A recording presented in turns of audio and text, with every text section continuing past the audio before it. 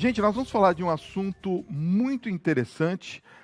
Eu vou receber aqui a Roberta Baroni, jornalista, que está lançando um livro, Linha de Tiro, o desafio de ser policial. Boa noite, tudo bem? Tudo bom. Seja Obrigada. muito bem-vinda aqui ao nosso Tribuna. Obrigada. E você traz nesse seu livro um tema que está em alta, inclusive, aqui, foi até muito questionado, né, para as eleições que passamos agora mais recentemente, para governador ou para presidente da República. Como é que você teve essa ideia de começar a escrever sobre essa questão que envolve os policiais e as dificuldades que nós temos no Brasil? Boa noite. Boa noite, muito obrigada, é uma honra, um prazer estar aqui. O Linha de Tiro nasceu com a intenção de mostrar a face da polícia que poucos conhecem, né? A verdadeira face da polícia. Tá. Eu sou uma carioca, nasci no estado do Rio de Janeiro, na verdade nasci em Petrópolis, e a minha cidade vive em estado de guerra. Isso desde a época que o Brizola não permitiu a entrada da polícia nas comunidades. E nesse período todo que eu vim vivendo no Rio de Janeiro, vim acompanhando e ia se agravando cada vez mais, a criminalidade ia aumentando, o narcotráfico ia tomando conta do Rio de Janeiro, e eu fui computando isso tudo na minha ideia e me mudei para São Paulo, estou há 15 anos aqui, e é uma carioca que resolveu escrever um livro sobre a Polícia de São Paulo. E fui descobrindo pérolas interessantíssimas a respeito de São Paulo. Por exemplo, São Paulo tem o maior número de comunidades do que o Rio de Janeiro. Ah, é? O Rio tem 1.897, São Paulo está com 2.130 e poucas comunidades. Tá. Então, hoje, São Paulo tem um maior número de comunidades em relação ao Rio de Janeiro. O Rio de Janeiro foi quase programado geograficamente, estrategicamente e militarmente construído na sua estrutura para aquele ambiente de guerra. De cima para baixo, não tem nenhum mistério. Tá. Progressão em favela é uma verdadeira arte. E há um domínio muito grande, sempre houve um domínio muito grande desses comandos no Rio de Janeiro, como existe também aqui na capital. E eu comecei a me interessar pela vida de um policial, comecei a perceber e comecei a pesquisar. Eu tinha sofrido um acidente, estava na faculdade de Direito e sofri um acidente, tive que operar o menisco e resolvi... Nesse momento, o que eu vou fazer? Eu vou começar a fazer pesquisa, porque algo que me interessava muito. Por que a gente não consegue mudar a segurança pública? Por que a gente continua tendo estados, e não era só o Rio de Janeiro ou São Paulo, a gente já estava caminhando para o Nordeste, vários estados, numa verdadeira situação de caos. O que nos impede, o que impede a esses governantes de mudarem essa situação? Eu comecei a buscar informações dentro da Secretaria de Segurança Pública, junto aos órgãos que interessavam, e comecei a fazer verdadeiras imersões em batalhões. E descobri que esses homens não são números, não são robôs. A minha polícia, que eu chamo de minha polícia, porque hoje eu me sinto parte dessa corporação, ela não vai na rua para matar ninguém. Ela não sai na rua, o policial não se veste, aliás, ele não se veste mesmo, porque ele não pode fazer isso. Ele tem que andar com a roupa guardada ou deixar dentro do batalhão e se vestir lá. Mas ele não se veste de policial e na cabeça dele ele diz, hoje eu vou matar 5 porque vai ser legal, é um número bom, vou para casa. Isso é uma grande fantasia. A polícia não é feita, ela não tem essa característica de matar, de ser truculenta, de assassinar, de ir para o embate. Aliás, dentro do Copom, onde tudo começa, 80% das ligações são situações de desinteligência. Briga de marido e mulher, briga de vizinho. Pouquíssimas vezes existem ocasiões em que são latrocínios, homicídios ou estupro, algo desse gênero. Normalmente, a desinteligência prevalece na chamada do Copom. Tudo começa no Copom, é lá que começa. E a vida de um policial é muito intensa, é muito profunda, é muito visceral esse mergulho na vida do policial. Porque é muito difícil ser policial com o salário que eles ganham, tendo que morar em locais modestos, porque com o salário que eles têm, obviamente, eles não poderiam estar morando nos jardins. E, muitas vezes, eles têm que ir de encontro e de embate aos locais em que eles mesmos vivem. Tá. E isso é muito difícil. Até porque eles também, muitas vezes, não podem nem dizer onde moram, né? Absolutamente. Por questão de segurança. Por uma questão de segurança. Eu tenho alguns dados aqui, mas nós vamos conversar daqui a pouquinho, e daqui a pouquinho eu vou mostrar o seu livro também. Olha, eu queria fazer uma pergunta sobre o seu livro. Aliás, deixa eu mostrar o livro para as pessoas que estão nos acompanhando aqui. Tem muita gente pedindo aqui que eu mostre o livro, vou mostrar aqui para vocês. Eu tenho um dado aqui, é um levantamento da Ordem dos Policiais do Brasil, a OPB, que de janeiro a agosto de 2017, 482 policiais foram mortos em serviço ou em decorrência da profissão aqui em São Paulo. E de 2001 a 2017 morreram 1.147 policiais. Por que se morre tanto o policial no estado? É falta de equipamento, de treinamento? O que é? Eu acho que perdeu-se um pouco a criminalidade, até por conta dos direitos humanos, dessa história dos direitos humanos, perdeu-se um pouco o respeito pela figura do policial. Tá. A criminalidade foi tomando conta, foi se estendendo, e sempre sobre a proteção legítima, da proteção da lei.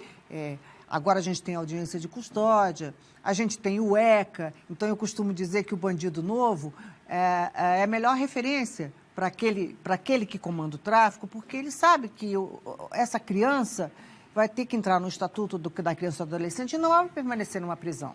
Então o bandido de 18 anos já está velho, já não presta para o crime. Houve uma desmoralização e uma desgovernança. O governo anterior sequer prestou atenção na polícia. Esses homens foram mal remunerados, esses homens não tinham equipamentos que funcionassem respeitosamente, esses homens não tinham coletes à prova de bala suficiente e muitas vezes, algumas vezes, esses coletes estavam vencidos. Tudo isso influenciou para que houvesse esse aumento drástico da mortalidade no ambiente policial. O maior detalhe que eu vejo é a responsabilidade em que o governo tem que ter, como pelos professores, por essa classe. É a classe que sai na rua, esses homens e essas mulheres, diariamente, para proteger o cidadão, sem sequer pensar na sua proteção pessoal. Porque qualquer um de nós dois, se nós dois ouvíssemos agora um barulho ali de tiro, certamente nós correríamos para o outro lado. Eles, isso é quase um juramento, aliás, é um juramento que eles têm, eles vão de encontro para defender. É um juramento, é uma religião. Polícia só pode ser religião e, como diz Conte Lopes, é estado de espírito, não tem outra palavra, não tem outra descrição para isso. É estado de espírito. Agora, sobre tudo que estamos conversando aqui, claro que a gente sabe que a profissão, né, de policial não é muito valorizada até a nível nacional, no Brasil de uma maneira geral. Qual que é o principal desafio que nós enfrentamos hoje na corporação policial? Uma vez que a gente também percebe que houve um descrédito da polícia, até por conta de tudo isso que estamos conversando aqui, a pessoa parece que pensa assim, o policial não tem muito como me defender. É mais ou menos por aí? Eu acho que não. Eu acho que a sensação que a população tem, a polícia está fazendo um trabalho muito interessante, que é um trabalho mais preventivo, né? A polícia está trabalhando com tecnologia, com estratégia, com inteligência, para prevenir o crime. O que aconteceu é que, antigamente, a nossa lei é uma lei extremamente retrógrada, extremamente ultrapassada e beneficia a bandidagem. Antigamente, lá atrás, 20, 30 anos atrás, as pessoas roubavam, iam embora com o produto do furto e não terminava ali. Hoje, todos esses QRUs que acontecem, parece que é uma sensação, um gosto, uma ansiedade daquele marginal em balear, seja a quem ele roubou, seja o companheiro de quem ele roubou, alguém que está em conjunto. É como se ele ganhasse uma medalha. Eu matei uma pessoa, eu vou ganhar um posto a mais, eu vou subir a mais num posto porque eu fiz isso. Tá. Então, a criminalidade realmente aumentou muito, o número de mortes aumentaram muito. A gente tem uma fronteira completamente abandonada. E nessa fronteira, e por essa fronteira, certamente, há entrada de armamento.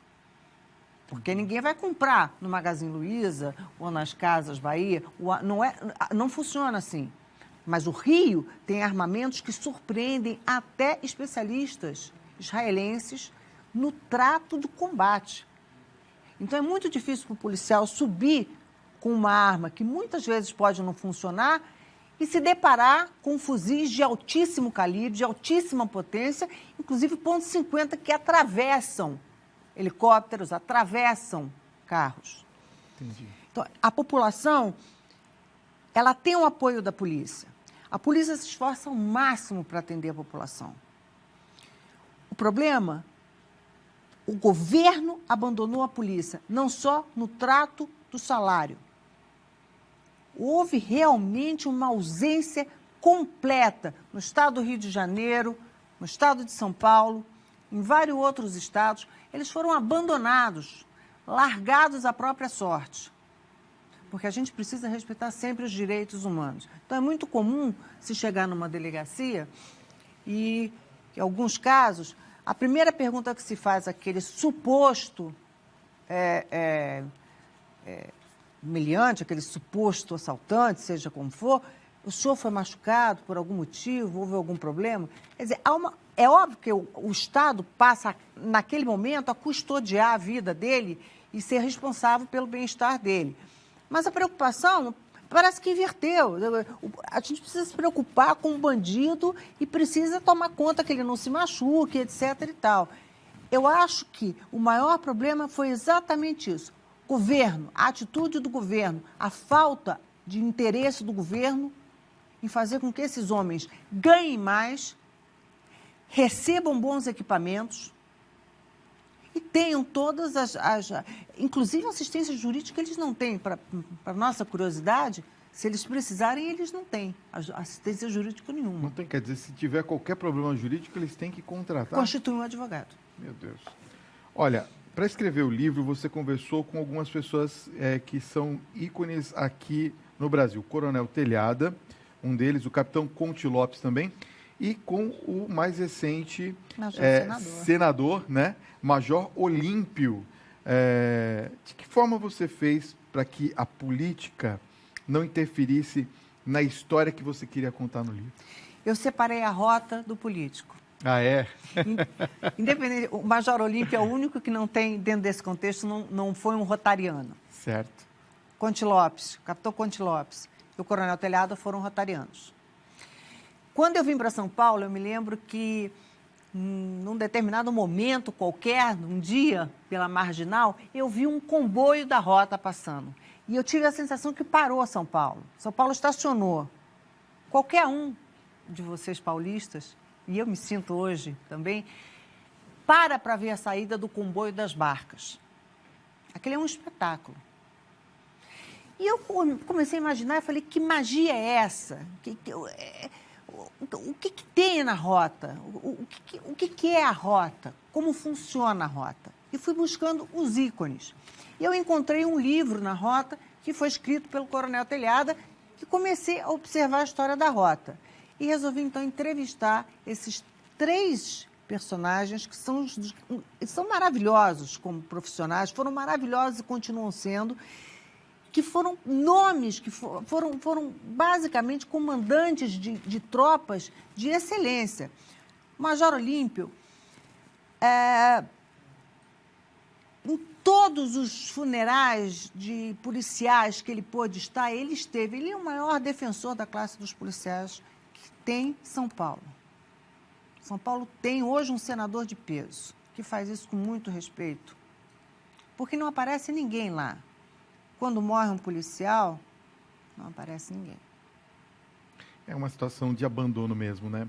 Você sabe que a gente acaba identificando isso, a própria população mesmo identifica que há esse déficit, vamos dizer assim, de uma ajuda mais efetiva do governo com relação à corporação. Na sua opinião, diante de toda essa situação, o medo que está instalado na sociedade e toda essa situação de violência que estamos vivendo, quais são os requisitos que você poderia citar para o telespectador, a telespectadora que nos acompanha, de uma corporação saudável? Por onde começar, aonde atacar, o que fazer para que a gente possa mudar essa situação? Primeiro ponto, eu acho que já é batido, que a gente vive discutindo e brigando, que é salário. Né? Primeiro passo é o salário, tem que equalizar. Eles precisam receber um salário digno. Eles precisam ter uma vida digna. Tá. Casa de policial não tem varal. Porque ele mora em comunidades modestas e certamente não tem varal. Então, eles precisam ser dignamente pagos. O que você quer dizer, na verdade, é que para que as pessoas não identificam, que ele é policial. Senão ele está morto. Tá, né? Claro. O policial seria muito discrepante a gente dizer que, no caso da soldado Juliane, que eu continuo acompanhando e que eu acompanhei, seria muito discrepante dizer o seguinte: ela estava numa festa nos Jardins. Todo mundo diria: o que ela estava fazendo nos Jardins? Então, a gente precisa começar a remunerar esses homens de forma em que eles consigam ter uma vida digna, como todos nós temos. A polícia nos Estados Unidos, ela é recebida nos condomínios e mora em bons condomínios, elas vão com carro, com a viatura, os xerifes vão com essas viaturas para casa e são respeitadíssimos. O policial tem que enrolar a roupa, colocar em um lençol, se não leva para casa, ele deixa no armário, ele tira todo tipo de identidade, de identificação que ele tenha, funcional, qualquer coisa, para não ser reconhecido. Depois, o que a gente precisa é ter um governo que respeite, que traga para ele um incentivo para que ele queira prosseguir na carreira, para que ele não tenha que fazer bicos, para que ele possa aumentar a renda dele, para que ele tenha uma subsistência maior, ele tenha armamento, e esse tipo de armamento seja compatível com o crime que ele vai enfrentar, com o outro lado que ele vai enfrentar. Né? Hoje a gente já tem uns estados, até São Paulo, nós temos estados que estão comprando Glock, mas até chegarmos a esse ponto, nós passamos aí por uma barreira de um tempo em que foi monopólio de algumas indústrias o armamento, que muitas vezes não funcionaram. Existem policiais que se machucaram com armamento. Então, condição salarial, condição de equipamento, respeito, humanidade. Eles precisam se despressurizar, eles precisam, de uma certa forma, ter uma vida comum. Eles precisam sair, eles precisam se revelar, ir no restaurante. Esses homens vivem com medo. Mas é que eles não vivem com medo porque eles têm medo que o criminoso vá abatê-los. Eles têm medo, têm receio, porque eles sabem que eles vivem sem amparo. E tudo hoje passa pela Justiça Militar e pela própria Corregedoria. Então, quem já entrou no Romão Gomes, como eu entrei, sabe muito bem as dificuldades que é ficar lá dentro. Muitas vezes na tentativa de salvar uma vida. Precisa ser mudado o código. A gente precisa mudar o Código Penal nosso e precisa mudar também dos policiais. Essa conduta, até que ponto a gente vai dizer que a polícia é truculenta? A polícia não é truculenta. Truculento é o criminoso, que assassina alguém por conta de um celular. O policial não é. Na sua visão, por exemplo, essa ação que tivemos dessa policial na porta da escola, você acha que foi correta? Dela proteger, no caso, e atacar aquele meliante que chegou diante daquelas mães todas? Com certeza. Se ela viesse com uma flor para ele, certamente teria alguém ali que poderia levar um tiro. Sim. Ela é uma policial e uma mãe. Embora ela estivesse apaisana, não estivesse em serviço, o policial é policial 24 horas por dia, como médico. São duas... Tem o horário que ele vai precisar. São duas profissões em que eles permanecem vestidos o tempo inteiro. Então, ela teve uma atitude de policial e uma atitude de mãe. E que, para mim, foi corretíssima. Se a família desse meliante agora está pedindo uma indenização, isso indiscutível, não carece nem de comentários. Imagina, pedir uma indenização porque ela cumpriu o papel dela. Ela evitou que muita coisa acontecesse. Queria agradecer sua presença, Roberta Baroni. Nossa, você tem uma oratória muito convincente e acho que o editorial do seu livro segue essa linha, né? Linha de Tiro, onde a gente acha, só para que as pessoas... Tem muita gente perguntando aqui, onde é que encontra o livro? Eu tenho o www.linhadetiro.com.br. Tiago vai pôr no vídeo, né? Põe aí pra gente. Onde é vendido o livro, porque eu não fui para a livraria. E o importante é dizer que a renda da venda dos livros é revertida para a PMDFESP, que é uma associação que cuida de policiais que, de alguma forma, estão afastados por trauma. Ah, que bacana isso. Quer dizer, tem uma função social também. Eu não tenho absolutamente 100%. nada. Para mim, eu não quero a verba. Eu quero que essa associação permaneça. E vem aí o segundo livro, que são Elas na Linha de Tiro, Tem Batom Nessas Caveiras. Olha só, esse é o próximo. É o próximo. Você vem lançar aqui, né? Vem. Que tem mulheres maravilhosas na polícia e é fantástico. Eu queria agradecer muito. E é importante até para a gente conversar também sobre a presença da mulher na polícia, né? Vamos ver se a gente traz esse assunto também aqui. Nós tivemos agora, nessa eleição, uma quantidade numerosa de mulheres, a Nicolucci, a Coronel Nicolucci e várias outras que se candidataram, que estiveram presentes na política. Verdade. Olha, tem o Facebook da escritora, é robertabaroni.escritora, e o Instagram, @livro Linha de Tiro. Eu já estou seguindo lá, é bem bacana também, você tem mais informações. Roberta, obrigado pela sua presença. Prazer. Foi muito bom o nosso papo. Sucesso com o livro, muito tá? Obrigada. Quando vier lançar o próximo, vem aqui, tá bom? Obrigada, boa noite. Obrigado. Obrigada.